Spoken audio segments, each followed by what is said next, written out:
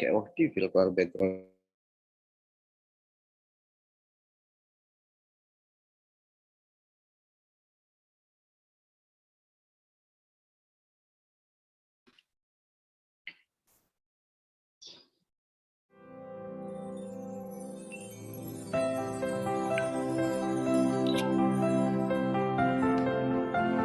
Kayak waktu filter background.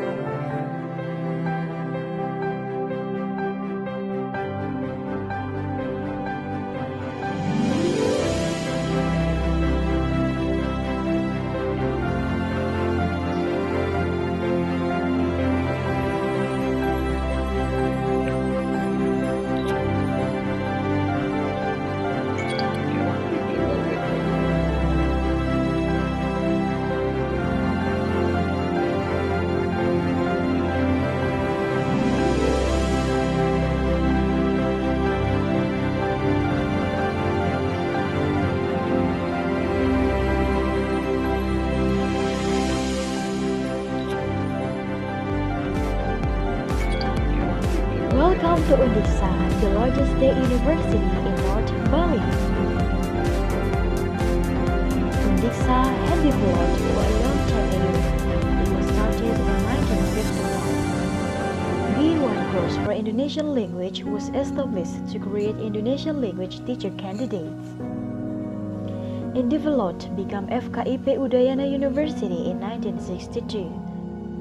STKIP Negeri Singaraja in 1993, and IKIP Negeri Singaraja in 2001. Finally, in 2006, Universitas Pendidikan Ganesha was officially established. Undiksa was the largest educational university in Bali, organized educational and non-educational study programs to create teacher candidates and non-educational professional graduates. Undiksa has a vision to be an excellent university based on the philosophy of Trihita Karana in Asia by 2045.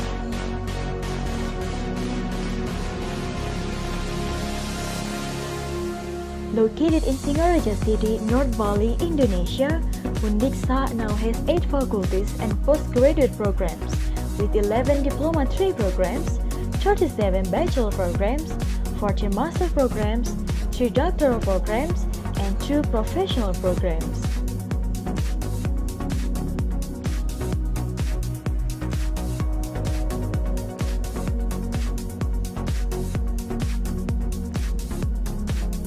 Besides creating innovation that departs from problems in industry and communities, Undiksa is constantly developing its curriculum.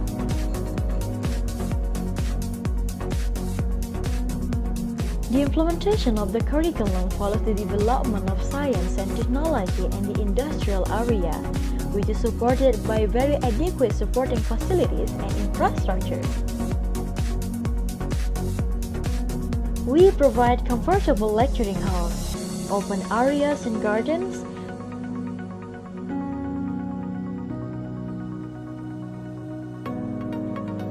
national and international standard sports facilities, such as soccer fields, volleyball and basketball courts, outdoor and indoor tennis courts. In 2021, Undiksa has 12,756 students and 469 lecturers. We have 40 professors, 141 lecturers with doctoral degree, and 288 lecturers with master's degree. To be Undiksa students, there are 3 different tests to enter this university, such as SNMPTN, SBMPTN, and SMPTN. Tuition fees at Undiksa are very affordable. Semester tuition fees start from 500,000 rupiah per semester, which is adjusted to the economic conditions of prospective students. At Undiksa, students not only learn for the academic development, but also for the academic area. There are 24 students activity units that will develop students' talents and interest in sports and arts, as well as students' organizational skills. Through these academic and non-academic programs, Undiksa has achieved the various national and international achievements.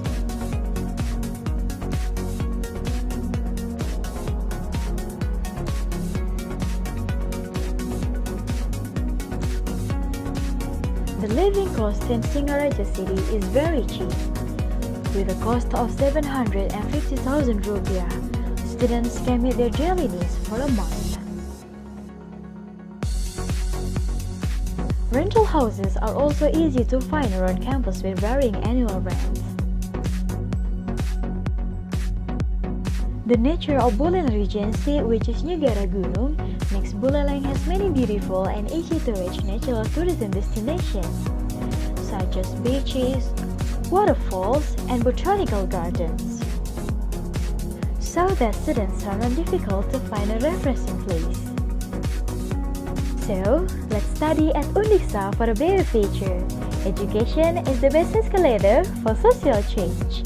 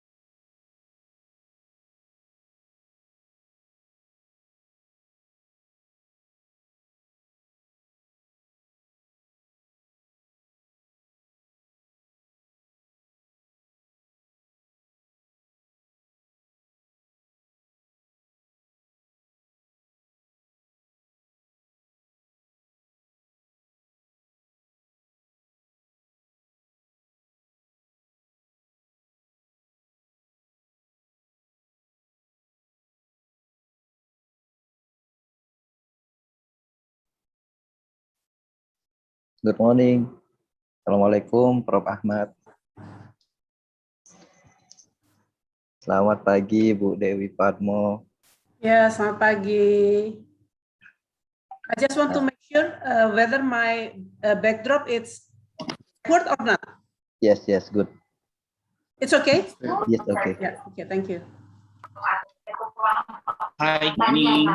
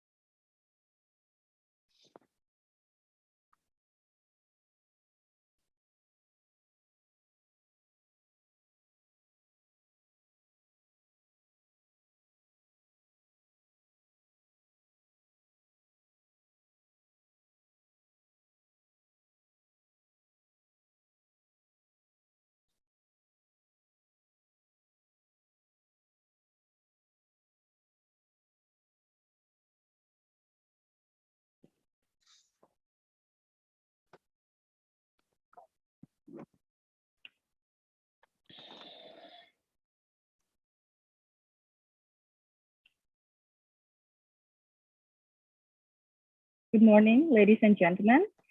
As we are about to begin, I would like to seek your cooperation to switch off the microphone during the opening today. Thank you.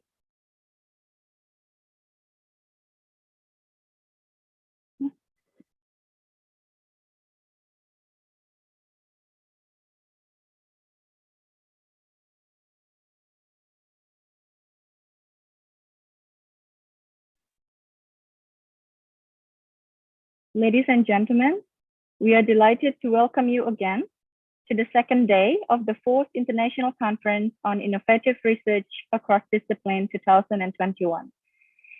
Today, we are going to continue our session from the invited speaker. The moderator for today, Mr. Mark, are you here? Hi, good morning. Hi, good morning. I'm here. Okay, are you ready? Yes, I'm ready. Okay, so we are going to start the plenary session today. The time is yours, Mr. Mark. Okay. Thank you. Thank you. Hi, selamat pagi to our friends from Indonesia. Magandang umaga to our participants from Philippines, and good to our friends from other nations. So hello and welcome. Welcome to the 4th International Conference on Innovation Research Across Discipline virtual event. And today I am super excited to have you here. Excited about all the amazing lectures and sharing that we're going to have for this session. Now, before we begin, let me just share some reminders. So the session is recorded. It's best to mute your microphone when you are not actively speaking. For us to look amazing during the conference, we must open and position our webcam at the eye level.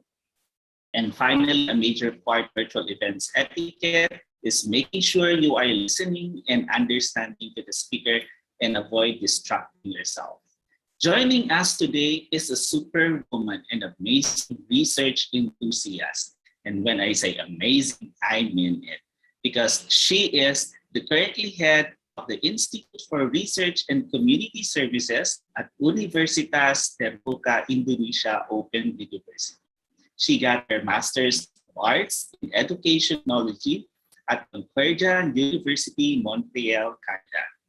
Furthermore, her interest in seeking more knowledge hours continues her Doctor of Philosophy in Instructional System at State University, USA in 2012. And in the last couple of years, her research interests are mostly on teamwork and use of technology in OEL, involved in a number of research projects on mobile learning. She published some articles both in journals and book chapters focused on open distance education. Today, she will be sharing to us her expertise and teachings to help us in our. So let's welcome her with our applause, Dr. Dewi Adinutri. Miss Dewi, it's so good to see you here, and thank you so much for joining us. Yes, nice to meet you, and thank you so much. Good morning, everybody. Yes, good morning. Now I'll be giving you the virtual floor. So how long? 30 minutes or? Can you hear me? Yes, I can hear you. So I can deliver my presentation about 30 minutes or 45 minutes? That's 30 minutes. 30 minutes, okay. Okay, good morning, everybody. It's very nice to meet you all in the very prestigious conference, the International Conference on Innovative Research Across Discipline that was conducted by the host by Universitas Pendidikan Terbuka and also collaborate with Institute from DMMSU, I think, yeah. Today, I would like to share my presentation.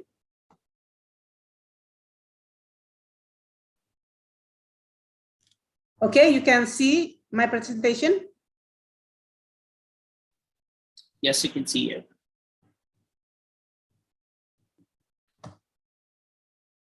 Okay. Okay. Well, for my presentation today, I would like to share with you all about when we are dealing with the COVID-19 and how about the future based on our experience dealing with COVID-19. So my presentation entitled Innovation to Survive and Open Up a New Opportunity. As we all know that the COVID-19 outbreaks really makes everybody so, feel terrible. So force all the university in Indonesia to divert from their learning process from face-to-face, become into the online mode.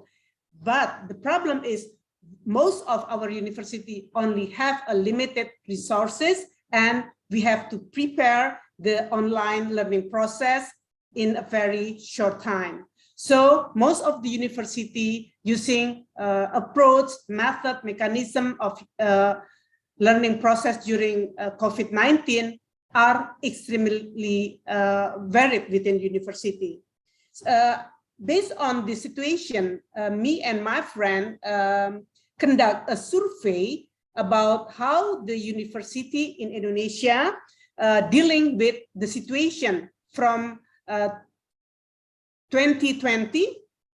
I conduct the survey, and the impacts of the COVID-19 outbreak on education in Indonesia was really terrible. Yeah, I think not only in Indonesia, in all over the world, I think have the same problems with the situation due to COVID-19 for learning, teaching learning process. So that's why start from 2020 up to now, there is a paradigm shift of instruction.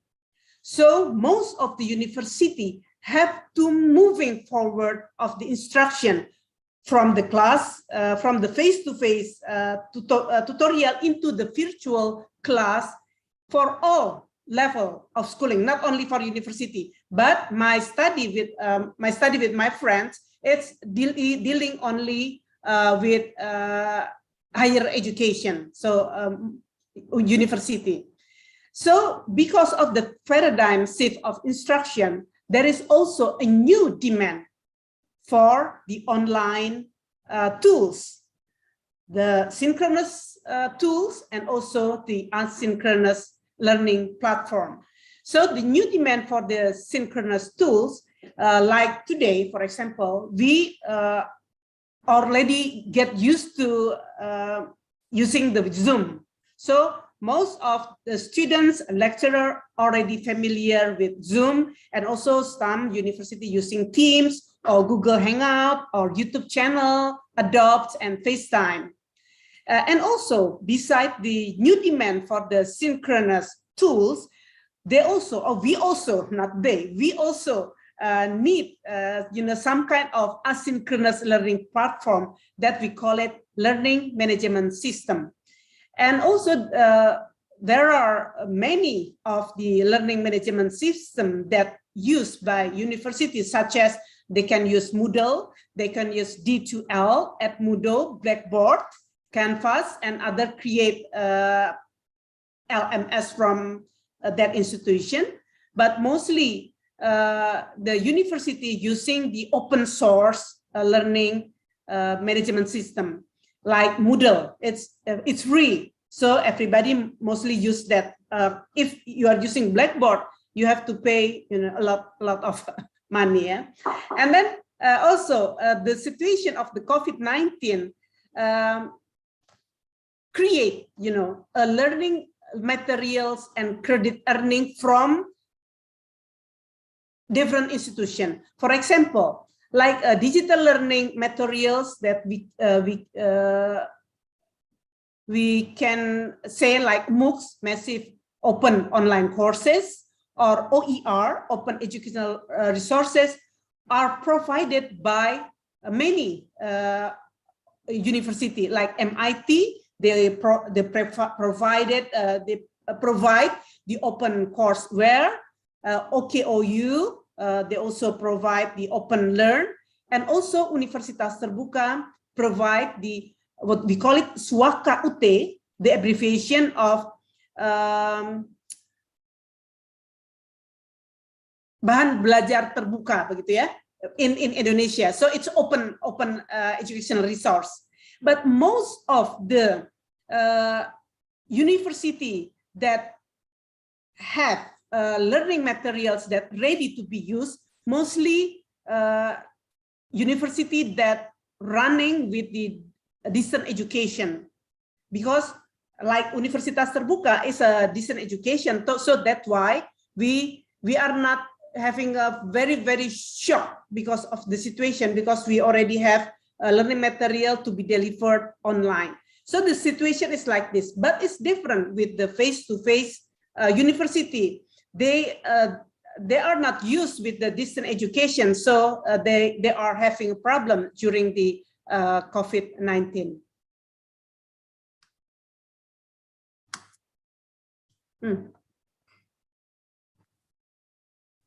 Sorry, why it doesn't move?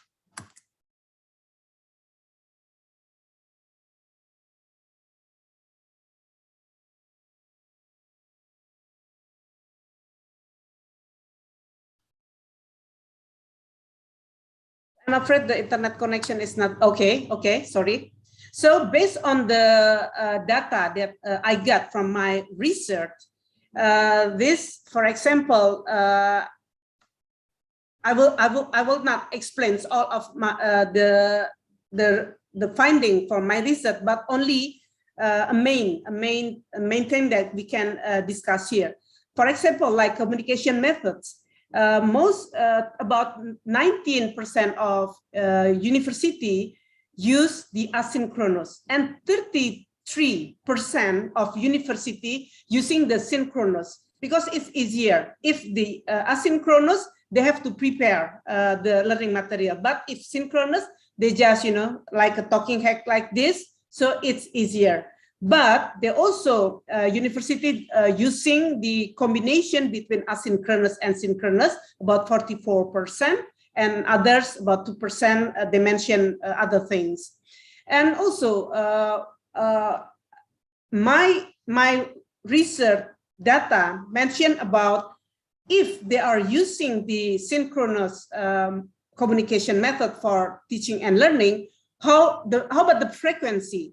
20%, about 21%, they mention the synchronous virtual online.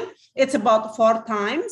35%, they mention about 4 to 6 times for the synchronous meeting.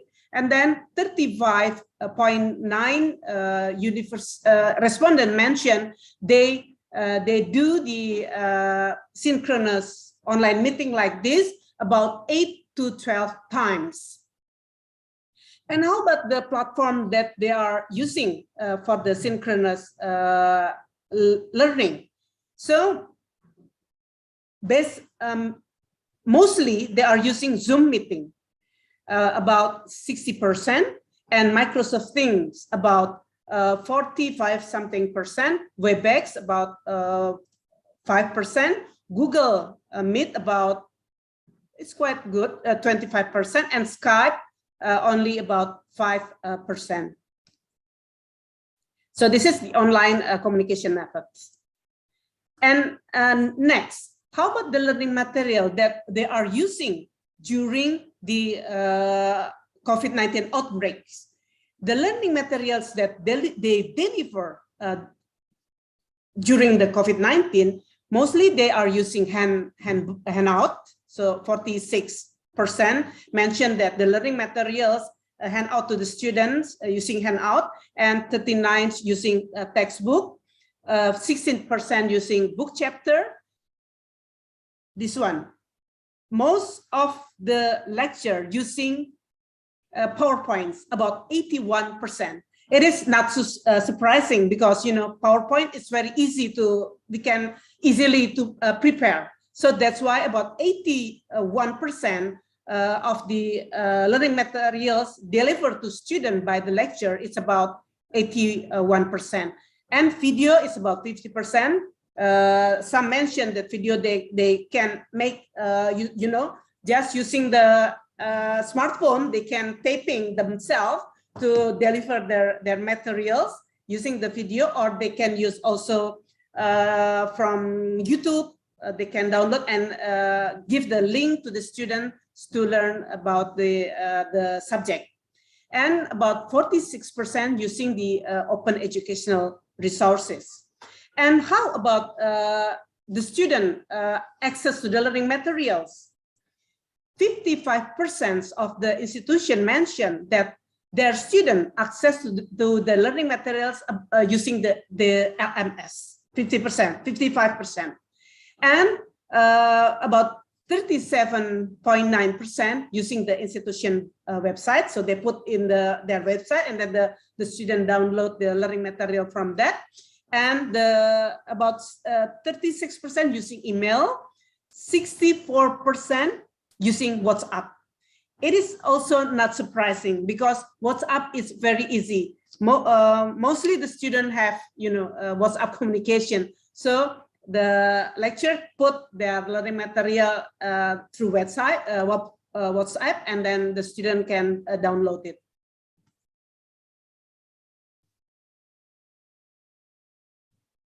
And now about the device that using by the student use during the COVID-19.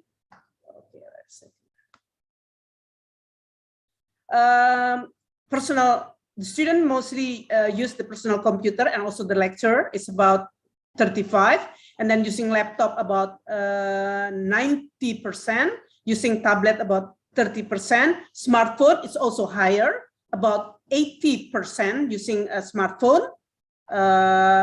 And also about how about the monthly internet expense that they spend during for the online tutorials.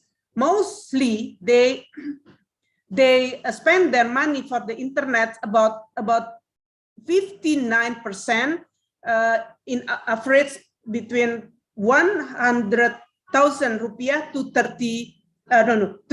300,000 rupiah. It's about $10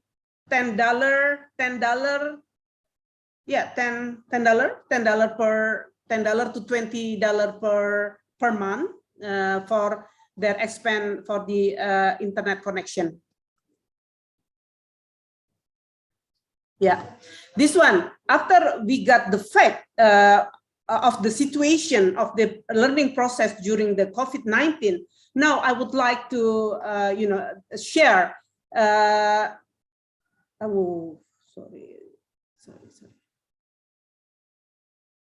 No, I would like to spare the situation, how to,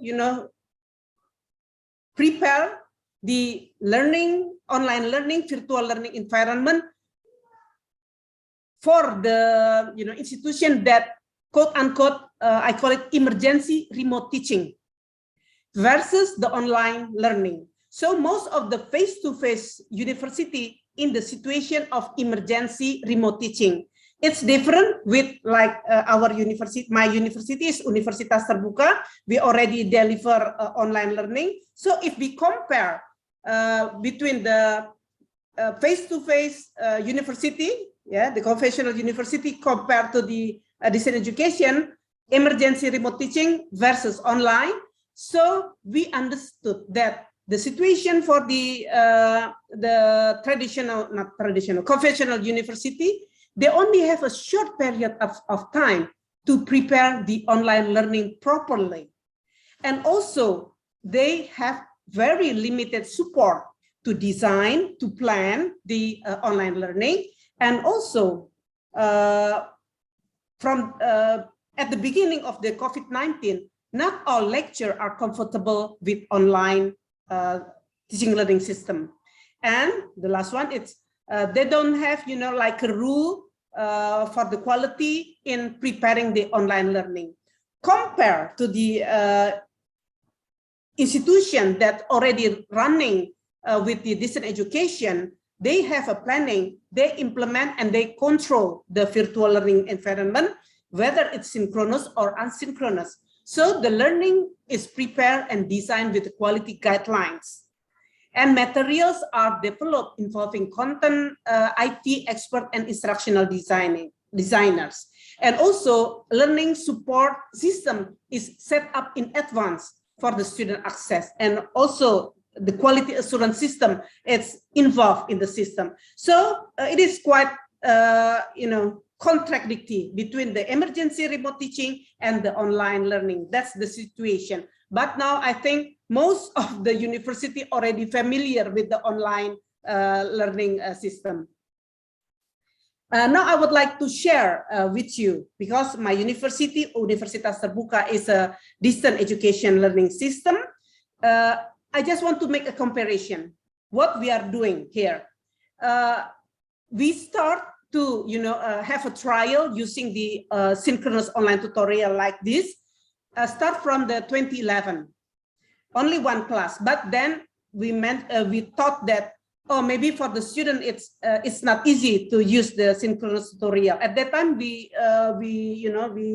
have a trial using the Skype, and not all of Indonesian knows about Skype at that time. And then we just stop it, and we start another trial in the 2017 using the synchronous online, also use Skype, but already many people knows about Skype.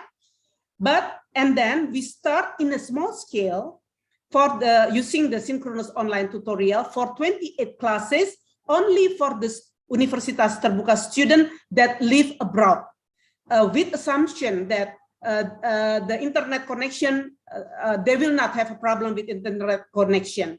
And then in the 2019, we have 39 classes for the Universitas Terbuka student abroad, not in Indonesia. And then boom, suddenly in 2020, when the COVID-19 outbreaks, most of the face-to-face, all of the face-to-face tutorial then converting become the synchronous tutorial. So from the 38 classes, then during the COVID-19, it's become 26,542 classes. My university have around 300,000 students. So you can imagine, we suddenly move into the synchronous online tutorial. From 38 classes become 26,526 classes. So it's a big change. And I just want to mention that it will be difficult for other university, for the conventional university that don't have experience with the synchronous, but suddenly they have to move into the online courses. Okay.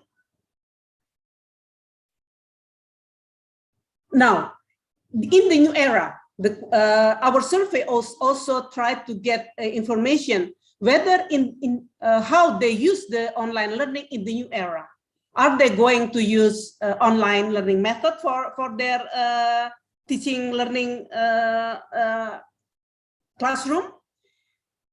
They mentioned that they still use the synchronous meeting. 43 mentioned that they will keep the synchronous meeting learning via web meeting.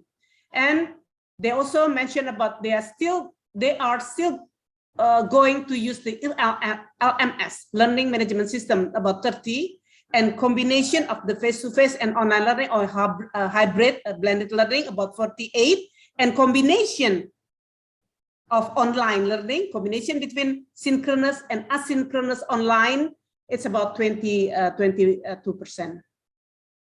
I think it's almost the same, so I just skip this. Now, in my study, I also tried to explore about what kind of online learning facilities that they would like to have, and they would like to their institution provided to them. They mentioned that they would like to have learning management system facilitated by the institution, about 66%. And they also want to, about 42%, mention about they would like to have a synchronous web meeting platform. The institution have to provide that. And also they need training on development of the online learning teaching materials for 49%. And training on online learning strategy, method, and technique about 56%. And this one is very interesting. They would like to have the internet access facilitated by the institution about 60%.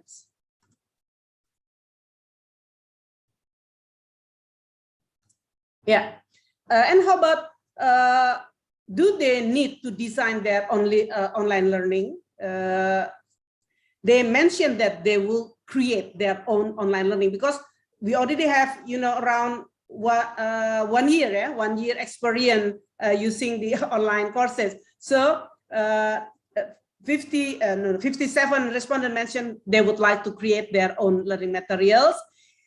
38 mentioned they are going to use their face-to-face learning material through online, and they will use the multimedia sources, variety of multimedia sources, about 70%, and they would like to, to use the presentation from the student, about 46%, and also want to, design the presenting the reflection of learning from the students.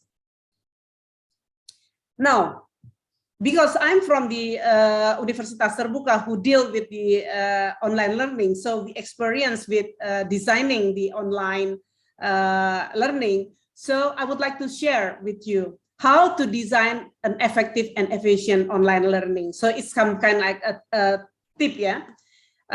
Here, I would like to mention that online learning have a category.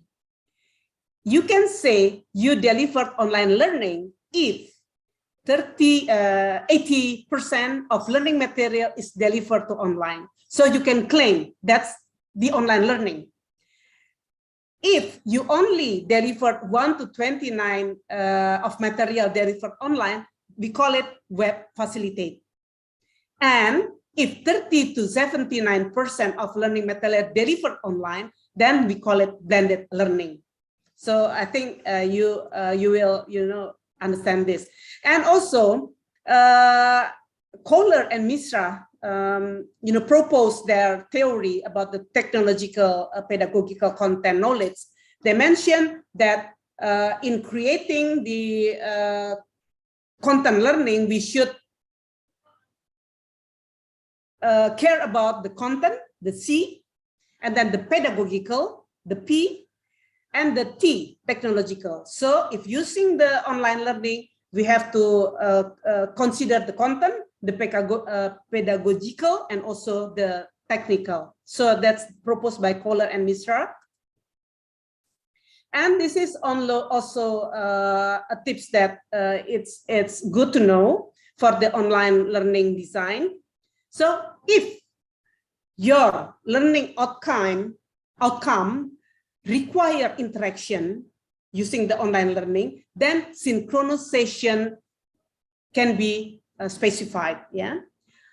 But if the collaboration is needed, the learner should be able to select a variety of tools for collaboration to collaborate with their friend. Maybe using the instant WhatsApp, maybe texting, wiki, conference technology.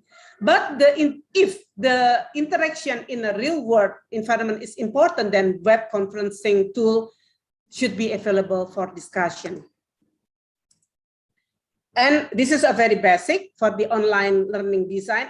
It can be used for any kind of learning design. So in online learning design, we also have to consider the instructional design principle. Who are your learners? What is the essential content? What teaching strategy and media should be used, and what the learning environments? I don't have much time to clarify this, but I'm sure you understand this. So what are the learners? What is the essential content? What teaching strategy and media should be used, and what is the learning environment? So you have to consider this when you design the online learning. And also a 10 critical design principle proposed by Spector. Spector was my professor when I was studying at Florida State University. He is very famous in United States for the instructional design and technology. He mentioned about the 10 critical design principle. The first one is what is design can and should be evaluated. And also design should be human-centered. The use of purpose should be drive the design, not reverse. The design should be cognitively meaningful. It should be meaningful, the design. And the design should be perceptually attractive. You know, it's nice to see and it's, you know, it's beautiful, something like that. It attracts the student to learn. And the design should be consistent. A design should be modified easily. And the design should consider broader context and also culture. It's important. And the design process should include user testing. So don't forget to user testing, like the case in Universitas Terbuka. When we start to using the synchronous, we are, you know, do a small trial, and that small scale to make sure that the student can use the design properly. And the design is both should be creative and engineering enterprise. And at the model, maybe most of you also already hear about that. So in designing, whether it's online or not, you have to consider if you are going to use any model, you have to analyze your learner profile, you have to design for example, storyboard plan, online, this is for online, and develop. You can decide whether you are going to develop by yourself or using outsource, and then you implement it. The last one, you have to evaluate it. And this is the last my presentation. This is also very important. This is from Alan. From his book about what I have his book, e-learning, guide to e-learning design. We have to, the 7 magic key is build on at anticipated outcome. So the outcome, it should be clear. And then put the learner at risk. You know what the risk, if the learning process is just, you know, mediocre or so-so, then it's not a challenge for the student. So make it, you know, put the learner at risk. So they are worried, oh, I have to do this. I have to do this very quick, for example, like that. Select the right content for each learner, individualized, but it's not that easy to do, but you have to consider that. Use the appealing context and have a learner platform multi-step task and provide interesting feedback and delay judgment.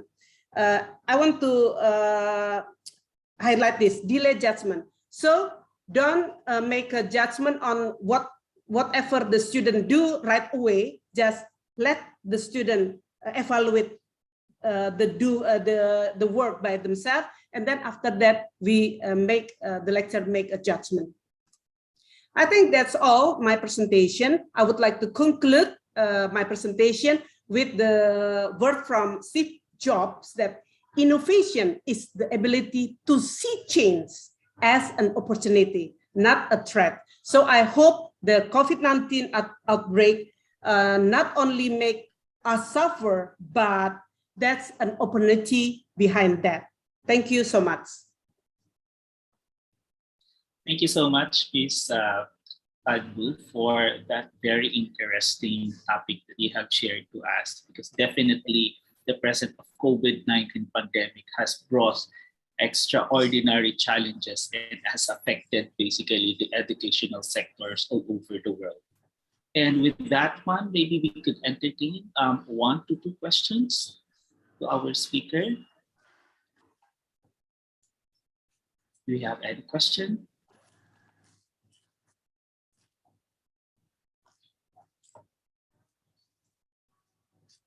Okay, I think there are none questions, and that actually concludes that Ms. Padmo had actually presented her topic very well. Let me just check in our chat?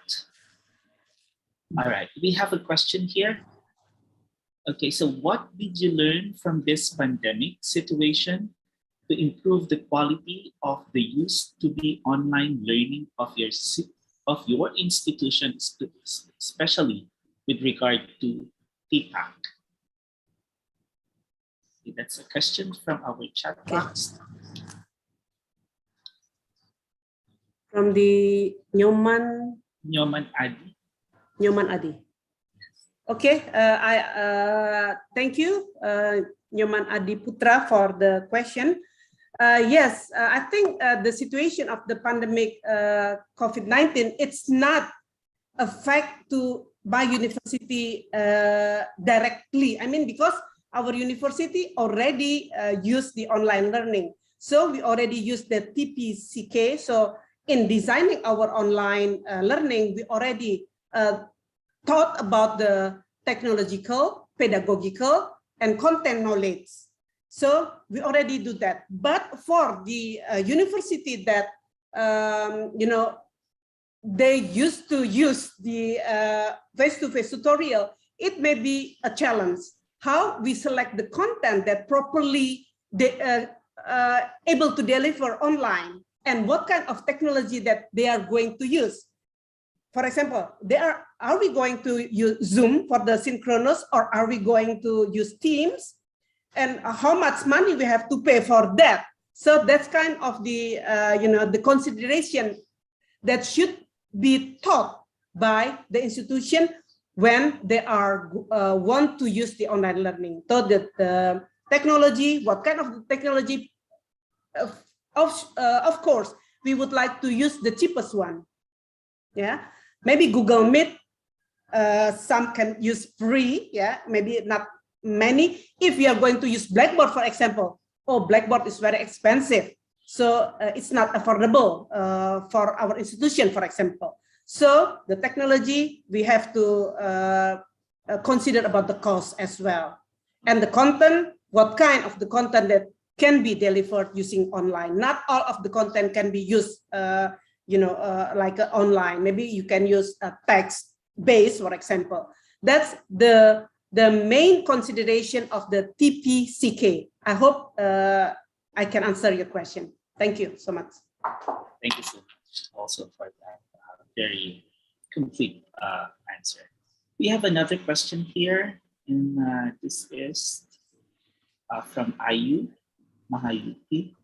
I am interested in your article, so may I know about the instrument you are using? If the questionnaire, how about the result of the empirical test? So this is from who? From Ayu Mahayuti. So the question is, so he wants to know about the instrument you are using. If the questionnaire, how about the result of the empirical test? Sorry. This is from Putra and from Gede. Moving forward to face-to-face, this one, moving forward to face-to-face online is not easy for us from conventional. Any suggestion for improving? Okay, this one. No, the last one. But we can have that question first. Yeah, we can just have that. So any suggestion for improving online learning? I already answered that one. Oh no, this so this is from the Gede Wawan. Yeah. So yeah, I do understand that it's not easy using you have to move from face-to-face to online learning. It's not easy for the conventional university, and now it's already 1 year. You use the almost 2 years. Yeah, we are using the online course. How you would like to? How we could improve our online learning? Yeah, the first one, if we have to make sure the content is right, so we have to prepare. the content, it's not only like I mentioned before, not only face talking like this. Maybe you can get the video that in YouTube that related to your content with a permission. Even in my university, Open University, we also use content for the open educational resources because it will take time to produce a video, for example. So just use the content learning from the open educational resources that are free to be used, but make sure that the specific content that you are going to use is relevant or contextual to your subject. I think that's my question. That's my answer to the question. Okay, thank you so much. Let's just have the last one before we end. The last question from IU. They wanted to know about the instrument you used. The instrument. Oh, yes, the instrument. yes. Okay. Okay. The instrument that I use, I created by myself. But maybe you can have the instrument. You can, maybe I can send it to you, or you can.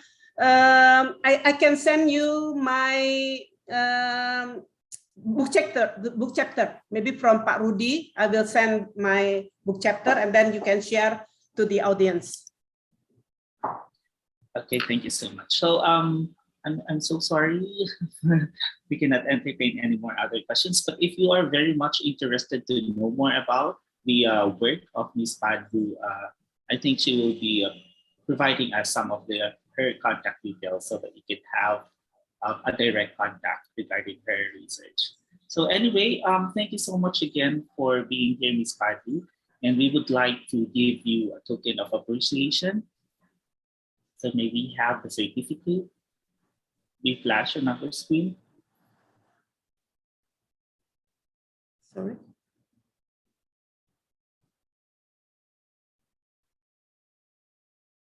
All right, so let me just read the content. This is to certify that Dewi A. Padu as invited speaker, okay, at the 4th International Conference on Innovation. So we would like to thank you again for sharing your expertise to us. So thank you so much. So I would like to return now to our host. Thank you so much.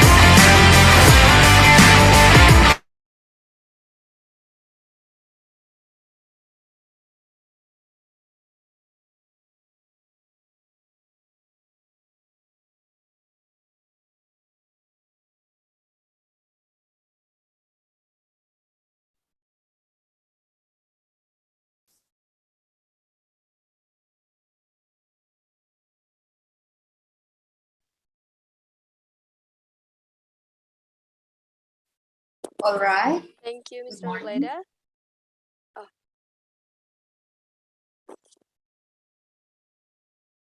Good morning, Ma'am Loda, Ma'am Roda.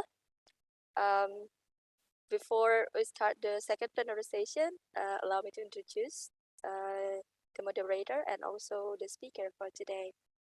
So, ladies and gentlemen, for the second plenary session, we will have Professor Dr. M. Ahmad Joyo Sugito, Dr. SPOT MHA MBA from Undiksa. The moderator for the session is Ma'am Roda M. Lilan from Don Mariano Marcos Memorial State University, Philippines. Good morning, Ma'am Roda. How are you today? Good morning, ma'am. I'm fine. All right, thank you for being the moderator for this session. All right, Ma'am Rhoda, the screen is all yours. Thank you, ma'am. So officials and administrators from the Universitas Pendidikan Ganesha and Don Mariano Marcos Memorial State University, distinguished guests, ladies and gentlemen, good morning. Welcome to the session 4 of the 4th International Conference on Innovative Research Across Disciplines.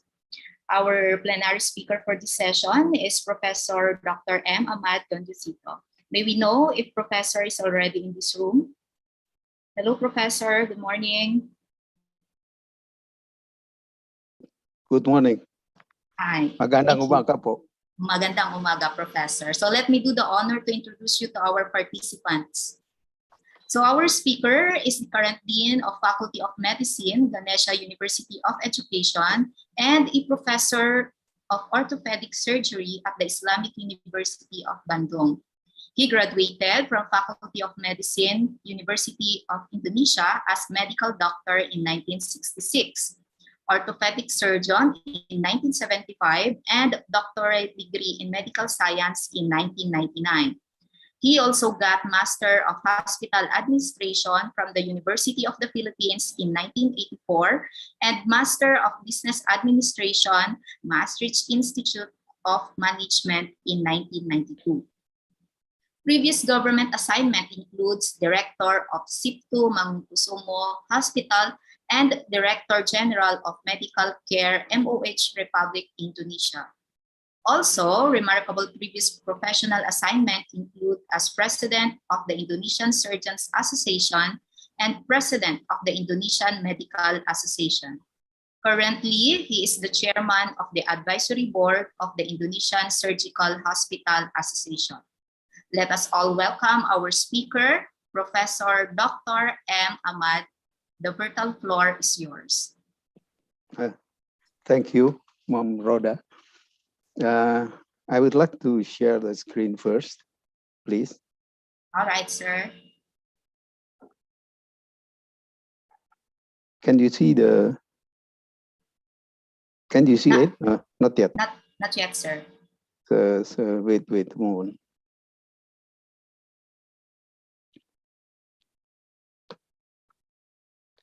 Font smooth.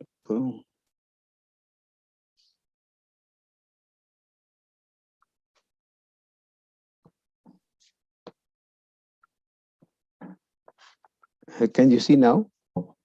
Not yet, sir. Not yet. Yes, sir. I'm sorry.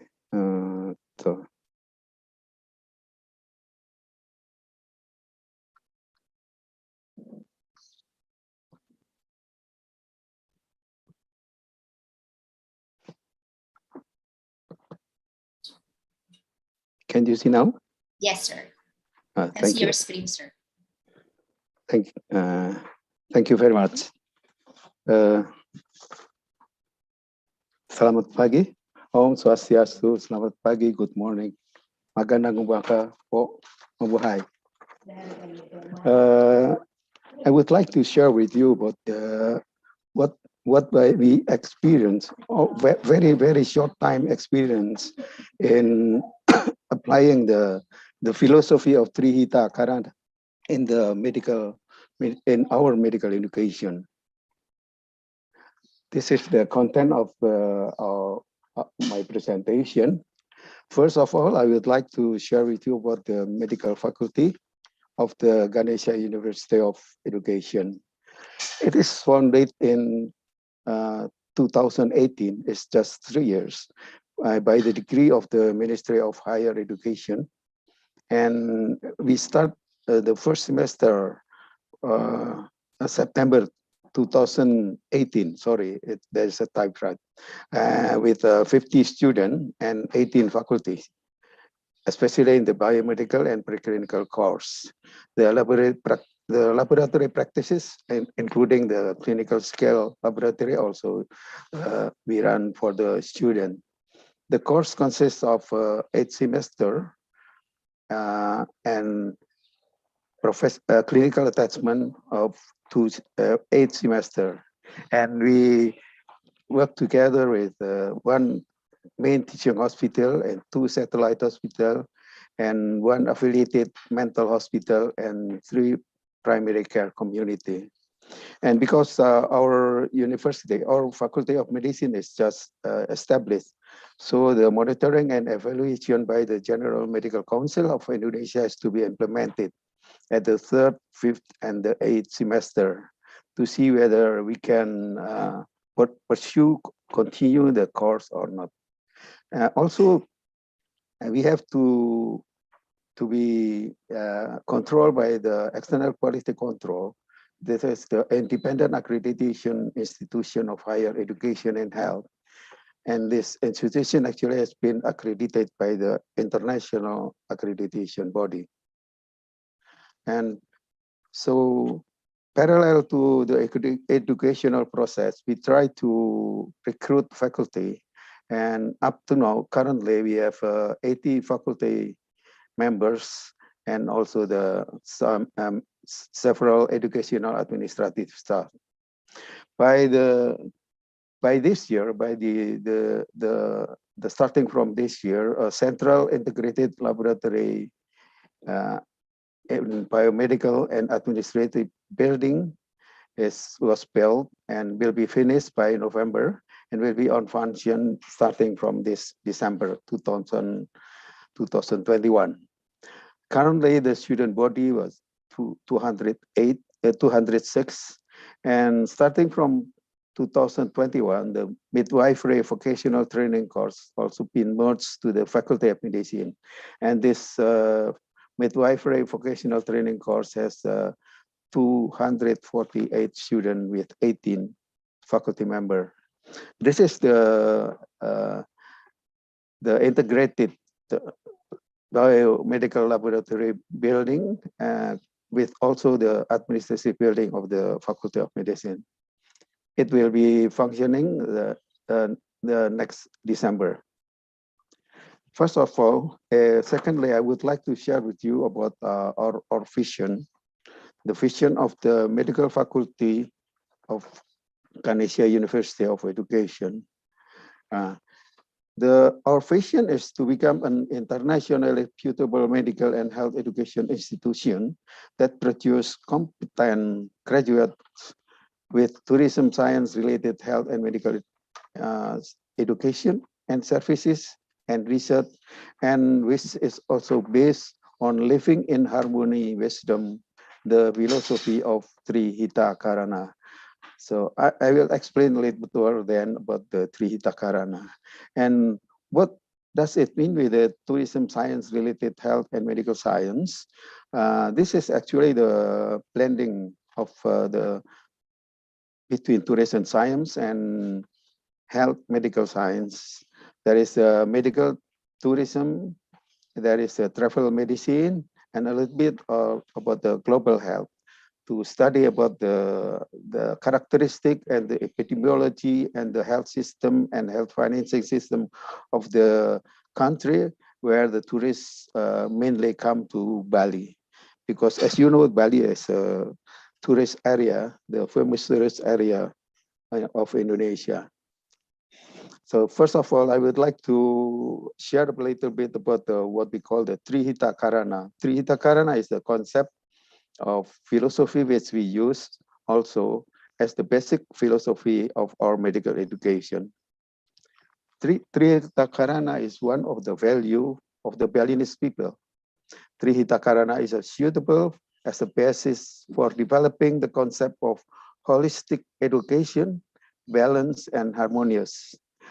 Trihita Karana is the ideology that was developed and used as the basis of the development of Bali society. So ideology of Trihita Karana as the local wisdom, proper use as the basis of Hindu-based education and enlightening. Inside the field of Trihita Karana conveys the value of the philosophy of life, diversity, functional significance, cooperation, balance, and order of the process to be able to live peaceful and harmonious life and to achieve happiness. Trihita Karana also have the role as the basis of our national principle. as you know, Indonesia consists of 17,000 islands, and with the local language of around 800 local languages. But we have to unite. So our motto is the Bhinneka Tunggal Ika, which means the unity in diversity. Despite of all this number, we have only one national language, which is Bahasa Indonesia. Secondly, I would like to share about what is Trihita Karana. Trihita Karana literally translates as the three causes of happiness, which means as harmonious relationship between human and God, and in Balinese, in Bali we called it parahyangan, and the second was a human with the fellow human. We called it pawongan, as well as the human with the environment. So there is a harmonious relationship between human and God, human and human with the environment. So first is the parahyangan. The parahyangan is a balanced relationship between human and God. The implementation of parahyangan in the medical education can be such as a doctor and medical surgeon has to believe in God and treat the patient with care. The faculty member as the role model in the value of believing in God, etc. And also giving psychological spirit to the patient based on their belief. And the second one is pawongan. Pawongan is derived from the Balinese spiritual and beliefs, Trihita Karana. So this is with this philosophy, there has to be a collaboration between medical personnel, and all this collaboration has to be harmony in the communication between human and human. This is what it means by the pawongan, the second part of the Trihita Karana. The third one is the palemahan. Lemah means yard, residential area. So the palemahan literally translates as harmonious relationship between human and the natural environment.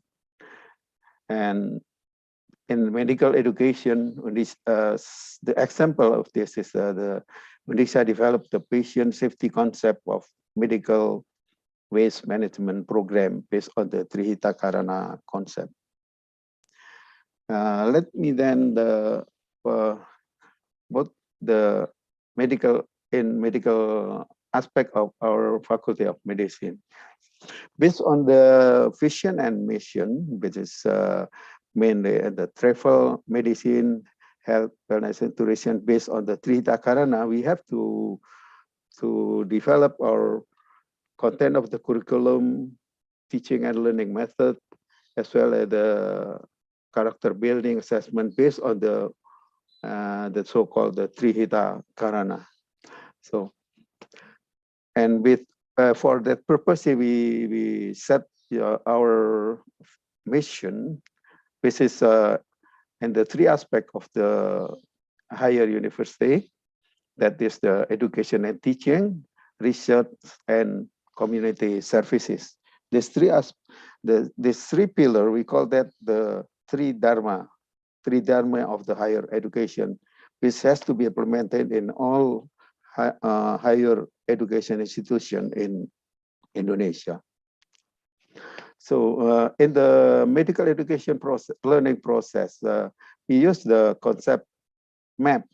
For instance, in the discussion of the case discussion, so we integrate the basic and clinical science in medicine, and then also the tourism-related health and medical science, and also the Trihita Karana.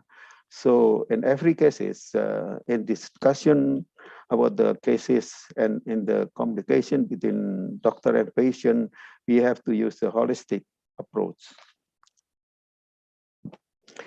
Secondly, we also use the competence-based medical education, with the focus of to the outcome.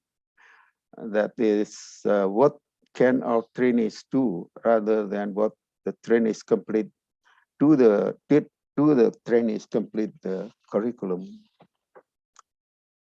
So again, about the teaching and learning, we do integrated teaching, where in the hoping that the student get the knowledge, skill, and attitude, as well as the behavior, and the behavior based on the Trihita Karana philosophy. And also the strategies, we do the student-centered teaching and learning, problem-based, integrated, community-based, and the elective, we give the aspect of the medical, tourism, science-related medicine. And we do it also systematically, all based on the Trihita Karana, the philosophy, basic philosophy of the Balinese. And anyhow, we have also to comply with the standard set by the government. We have to comply with the national standard of Indonesian Medical Association. So then, as well with our vision, the Trihita Karana, especially the Trihita Karana. Yeah. So in the education, we a little bit have make an innovation to the student in the ability to do the research. This is because of the, this is one of the quote from the Sagan book, The Demon Haunted World, where he stated that the medical research is one of the effort minimizing the not good condition in the society. This is book written by Carl Sagan. So we try in the research field, we try to what we call maybe the 5-star doctor plus with the ability to do the research, especially the research in our tourism related science related to medical education. So that is why we, in our planning, we do the PDCA cycle and the research planning with a control quality control system. This is the field where we would like to develop. As you know, this is the statistic of we got from the WHO about the travelers. So we have to do the research, innovative research more on this segment of problems. So we will do the research of on the traveler. For instance, the risk of importing or exporting disease. Importing, for instance, we have to prevent importing disease. Like with it has been occur in one part of in one of our province, the what we call the HIV epidemic because of the travelers. This is also the research. Basic of our research will be researching the travelers. So all the content which is related to the tourism, but in the relation with the health and medicine. Yeah. So the challenge in our effort is because there is still limited knowledge of the risk of diseases for specific region. Yeah. For instance, in in Africa, the yellow fever, and in our country, the malaria, and also the challenge is difficulty in measuring the risk. Yeah, difficulty in finding the numerator data, and difficulty in finding the denominator data also. This is also another challenge on the travel epidemiology. Sometimes the travelers get the infection, but there is no sign and symptoms. And when the travelers go back to their country, they give the disease to the community in their country, and we cannot follow up the cases then, for instance, something like that. And also my disease tend to be not reported by our system. And also the traveler visit many places. So there is a difficulty in determining where is the site of infection. So this is also the problem with the local surveillance system. The currently surveillance system in Bali or Indonesia in general has to be focused on the disease affecting local population, not the travelers. And so beside that, the problem also in the local surveillance system, there is no regular surveillance currently in the place to get that data from our travel clinics or hospital. And the one effort is because of something like sporadic investigation to the tourism. For instance, if there is a rabies case, then everyone will every institution will do the investigation concerning with that. So we call that the sporadic investigation. So this is the opportunity to do the health surveillance at the destination in Bali. And so in our effort, so that we can do the traveler health surveillance, so that the ultimate goal is we have to achieve the goal of a safe and peaceful traveler, safe and peaceful community in the area which is where the travelers comes, and peace and full and safe and peaceful of the area.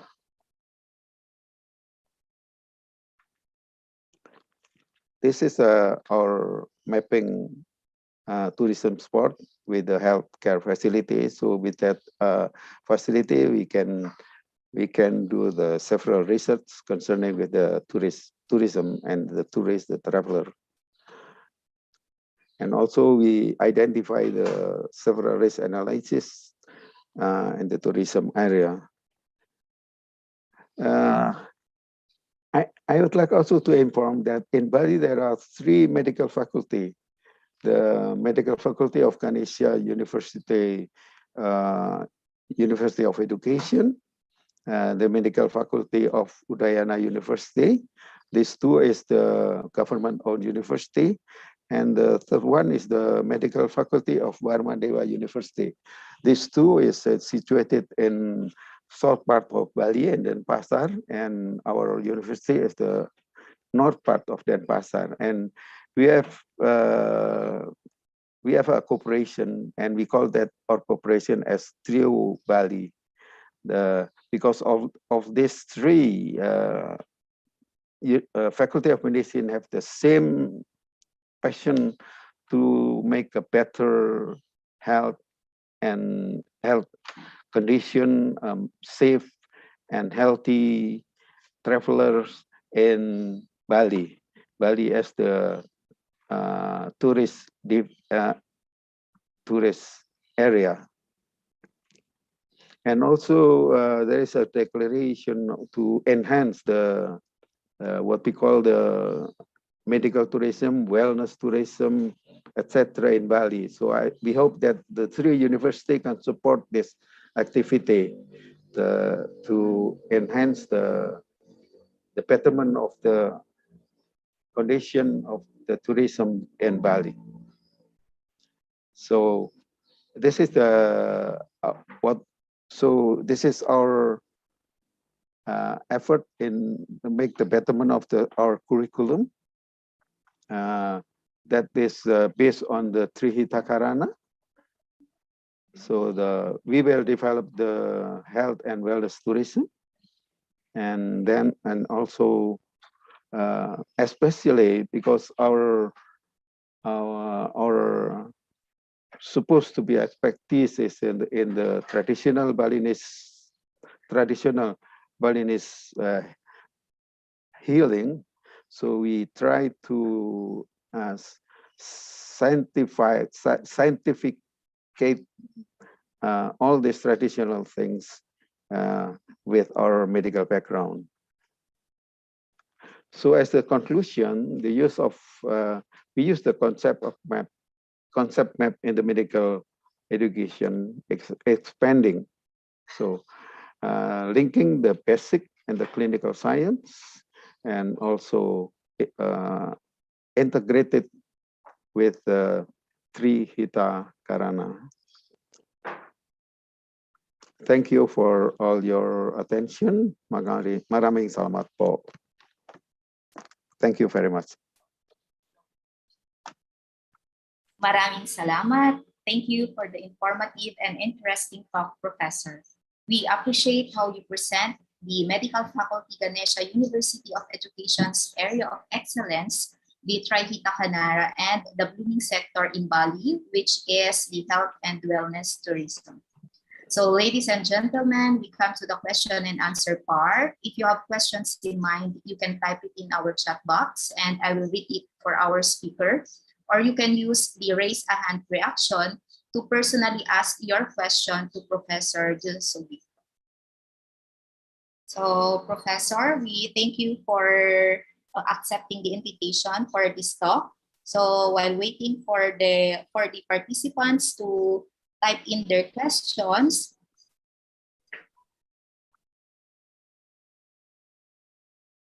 let me have the first question, Professor. Yes, please. So is medical or health tourism safe now in Bali, Indonesia, Professor? Now, currently? Yes. Yeah, despite of the COVID, but usually our condition, our situation is safe. We don't have, for instance, the rabies, because we can control all the dogs in Bali. But concerning the infectious disease, I think in the whole Indonesia, the infectious diseases problems. But I think we have less malaria in Bali, something like that. Thanks. Thank you, Professor. So we can wait at least 30 seconds for the other participants' question. The information you have presented, Professor, was so enlightening that they cannot even have to ask their question. So we have a question here, Professor, from our chat box to Professor Ahmad. Is there any specific topic that could elaborate research ideas for medical science and education or psychology? That is what we try to develop. So in cooperation with the Faculty of Education, the psychologists in the Faculty of Education, and also with the institution, with the local government pertaining with tourism. So there is we try to develop a collaboration and cooperation within several institutions, whether it is the academic institution as well as the bureaucratic institution. I think that's all. That's the answer. Thank you, Professor. So that question came from email Cornea.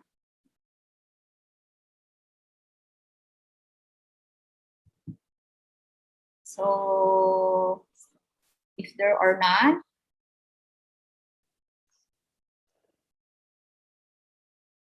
so I think that's the last question, Professor. In behalf of the organizing committee, let me thank you for accepting our invitation as the keynote speaker. With that, a certificate of appreciation is awarded to you, Professor. Can I ask our Indonesian counterpart to flash in the screen his certificate? So a certificate is appreciation is awarded to Professor Dr. M. Ahmad Sugito at the 4th International Conference on Innovative Research Across Discipline.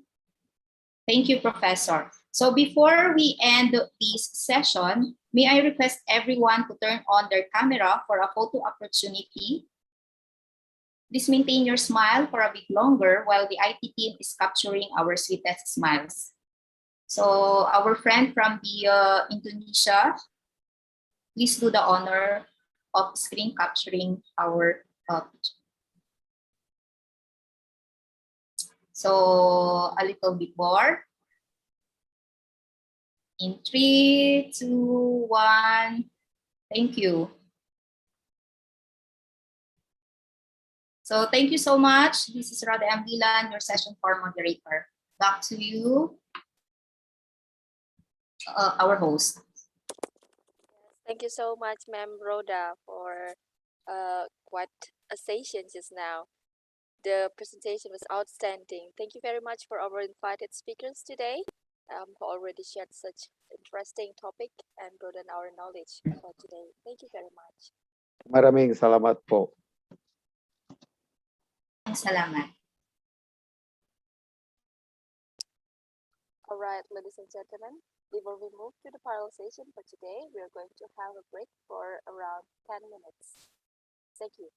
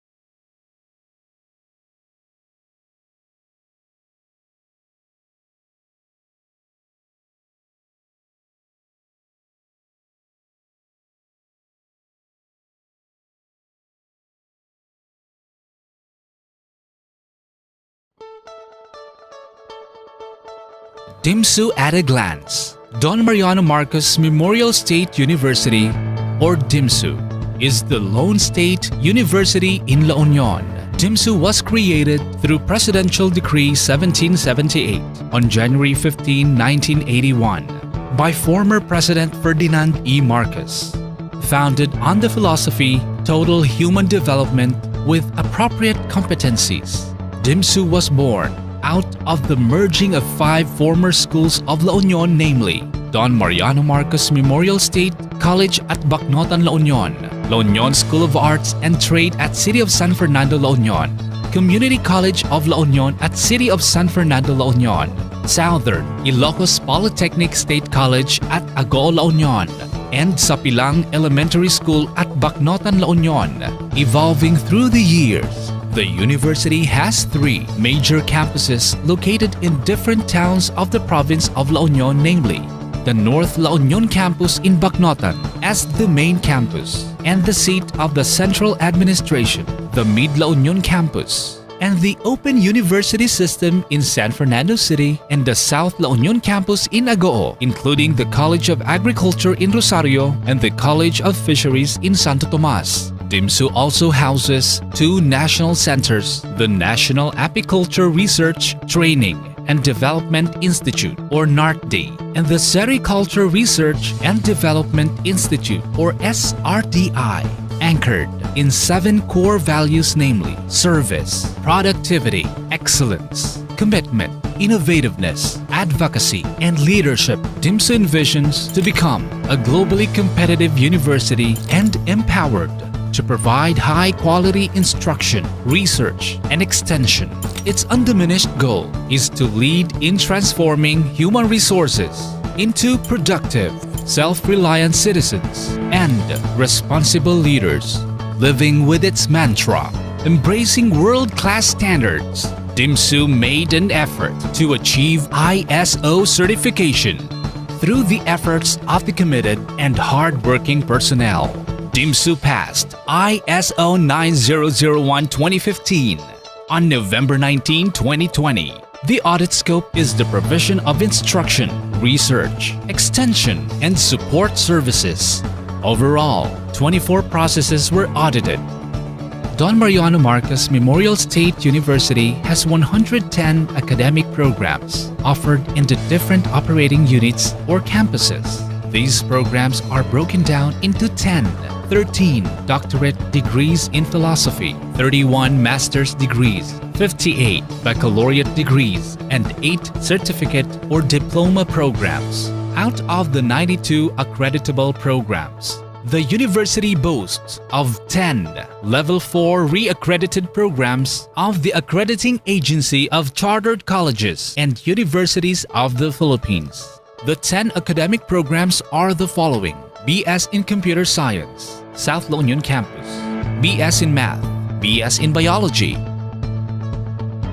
BS in Industrial Technology, Mid La Union Campus, BS in Agribusiness Management, North La Union Campus, BS in Agroforestry, Bachelor of Elementary Education, North La Union Campus, Doctor in Science Education, South La Union Campus, Master of Arts in Technology Education, Mid La Union Campus, Doctor in Technological Education Management, Mid La Union Campus. Likewise, 27 programs are Level 3 re-accredited, 16 are Level 2 re-accredited, and 14 are Level 1 accredited. The College of Education, the College of Information Technology, and College of Computer Science were re-accredited by the Commission on Higher Education as Centers of Development. For the past several years, DIMSU has produced top-notchers in national board examinations in the fields of mechanical engineering, electrical engineering, agriculture, fisheries, agricultural engineering, veterinary medicine, forestry, teacher education, psychology, guidance and counseling, midwifery, and master electrician. What's more, DIMSU houses best school programs in the Philippines, and they are Fisheries Technology and Master Electrician. Among the top 5 most popular programs based on the enrollment this semester are the following: BS in Industrial Technology, BS in Electromechanical Technology, BS in Agriculture, South La Union Campus, BS in Mechanical Engineering, BS in Electrical Engineering, Mid La Union Campus. As surveyed by the Commission on Higher Education in 2001, DIMSU ranked among the top 10 higher education institutions in the Philippines and 7th among the more than 1,000 private and public colleges and universities in the Philippines. Areas evaluated were faculty, student admission, library, academic offerings, research and extension. DIMSU was also listed in the CHED 2011 to 2016 Roadmap, Public Higher Education Reform, as one of the 19 leading state universities and colleges in the Philippines. The research program of the university is one of the biggest programs in Northern Luzon in terms of the number of ongoing researches undertaken and budget allocation. Its research commodities include fiber crops, fruit crops, beef and chevin, pork, orchids, bamboo, agroforestry, poultry, agricultural engineering, farming system, applied rural sociology, macroeconomics, purple yam, bananas, sericulture, and apiculture. DIMSU has recently been named by DOST Picard as top intellectual property filer. Meanwhile, extension programs of the university are anchored in commodity-based services that create an impact on the life of the clientele in terms of productivity, profitability, and services for the enhancement of local governments and non-government organizations. DIMSU Techno-Pinoy, also known as Farmers Information and Technology Services, or FITS, has been named by the Philippine Council for Agriculture, Aquatic and Natural Resources Research and Development as one of the country's active and functional centers, acknowledged for its distinct competence, expertise, and resources. DIMSU is home to a number of special projects. These include the Sericulture Research and Development Institute, or SRDI, National Apiculture Research, Training and Development Institute, Fisheries Research and Training Institute, DIMSU Pig Extension and Research Farm, Philippine Carabao Center, Affiliated Non-Conventional Energy Center, Metal Crafts, and Innovation Center. At present, the university is sprawled on 1,120 hectares, cozily splintered in its 3 major campuses: North La Union Campus, Bacnotan and Balawan Towns, Mid La Union Campus, San Fernando City, and the South La Union Campus at Goo, Santo Tomas, and Rosario Towns. True to its goal of transforming human resources into productive, self-reliant citizens and responsible leaders, DIMSU continues to help drive national sustainable development.